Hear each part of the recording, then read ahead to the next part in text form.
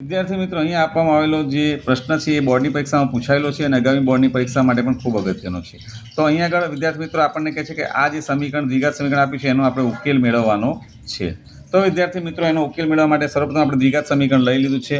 તો હવે દ્વિઘાત સમીકરણનું જે આ પહેલું પદનો જે સહગુણક છે અને છેલ્લું પદ જે છે એનો આપણે ગુણાકાર કરીશું તો √3 × -√3 બરાબર આપણને -3 મળશે.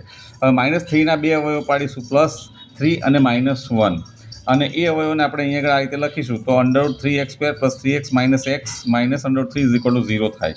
હવે અહીંયા બે ગ્રુપ બનાવીશું, પહેલું ગ્રુપ અને આ બીજું ગ્રુપ. પહેલા ગ્રુપમાંથી આપણે √3x કોમન કાઢીશું તો આપણને √3x × x + √3 મળશે, અને બીજા ગ્રુપની અંદરથી આપણે -1 કોમન કાઢીશું તો આપણને x + √3 મળશે. આ બંને કૌંસ આપણને સરખા મળ્યા છે તો એ એક વાર લખી દીધા, અને આ જે કોમન કાઢ્યું છે એનો બીજો કૌંસ બનાવી દીધો તો આ બંને કૌંસ બરાબર આપણને 0 મળ્યું. હવે વિદ્યાર્થી મિત્રો, અહીંયા આગળ √3x - 1 = 0 અને x + √3 = 0 થાય. ત્યારબાદ x બરાબર આપણને √3 1/√3 અને x બરાબર -√3 મળે. એટલે આપણો સાચો જવાબ છે C.